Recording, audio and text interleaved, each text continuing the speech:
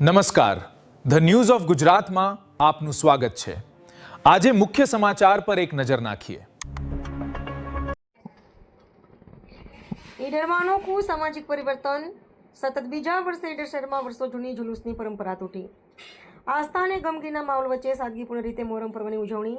સત્ય, ન્યાય અને માનવતાના રક્ષણ કાજે કરબલાના મેદાનમાં હઝરત ઇમામ હુસૈન અને તેમના 72 જાણીસાર સાથીઓએ વરોરી મહાન શહાદતની યાદમાં સાબરકાંઠા જિલ્લાના ઐતિહાસિક ઈડર શહેરમાં આસ્થા અને ગમગીની સાથે મોહરમ પર્વની મનાવવામાં આવ્યો હતો। ગયા વર્ષે ઈડર કસ્બા સમાજે ધર્મગુરુઓ સાથે ઊંડા ચિંતનના અંતે વર્ષો જૂની પરંપરાને કોરાણે મૂકવાનો પ્રેરણાદાયી નિર્ણય લીધો હતો।